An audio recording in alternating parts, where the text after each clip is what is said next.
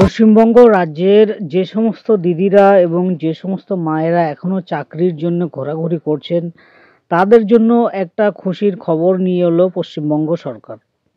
রাজ্যের একটি জেলা থেকে অঙ্গনওয়াড়ি কর্মী ও সহায়িকা পদে চাকরি দেওয়া হবে। তার বিজ্ঞপ্তি ইতিমধ্যে প্রকাশ করা হয়ে গেছে।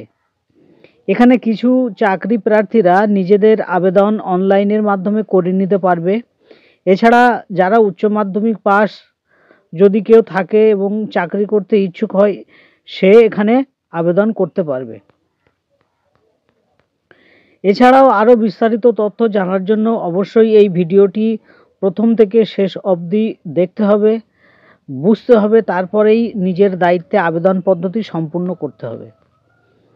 পদের নামটা একটু বলে দিই। এখানে যে পদে নিয়োগ করা হবে সেই পদের নাম হলো আইসিডিএস অঙ্গনওয়াড়ি কর্মী ও সহায়িকা পদ। এই পদে এখানে চাকরি দেওয়া হবে। বয়স, চাকরি প্রার্থীর বয়স কত হবে এবং বেতন কত হবে আসুন একটু বলে দিই। এটা যে সকল ইচ্ছুক প্রার্থীরা এখানে আবেদন করবেন ভাবছেন, তাদের উদ্দেশ্যে বলা হচ্ছে, এখানে আবেদন করার জন্য চাকরি প্রার্থীদের বয়স সীমা সর্বনিম্ন 18, সর্বোচ্চ 45 বছর, সর্বনিম্ন 18 কম করে এবং সবচেয়ে বেশি 45 বছরের মধ্যে বয়স থাকলেই এখানে, অর্থাৎ এই আইসিডিএস সহায়িকা পদে আপনি আবেদন করতে পারবেন। তবে আবেদন করার আগে 2/1/1989 থেকে, অর্থাৎ 2 জানুয়ারি 1989 থেকে 1 জানুয়ারি 2006 তারিখ অনুযায়ী বয়সের হিসেব করতে হবে। অর্থাৎ এই বয়সের হিসেব থেকে যদি আপনার সর্বোচ্চ 45 এবং সর্বনিম্ন 18 বছরের মধ্যে পড়ে, তাহলে আপনি চাকরি করার জন্য এখানে আবেদন করতে পারবেন। বেতন সম্বন্ধে বিস্তারিত জানার জন্য অবশ্যই এই যে সংস্থার অফিসিয়াল বিজ্ঞপ্তি, এটা ডাউনলোড করে আপনি দেখে বুঝে তবে আপনি আবেদন করবেন। শিক্ষাগত যোগ্যতা, অর্থাৎ আইসিডিএস এই যে অঙ্গনওয়াড়ি রিক্রুটমেন্ট 2024, এখানে শিক্ষাগত যোগ্যতা কি লাগবে একটু বলে দিই। উল্লেখিত পদে আবেদন করার জন্য প্রার্থীদের অতি অবশ্যই যে কোনো বিদ্যালয় থেকে উচ্চ মাধ্যমিক পাশ করতে হবে।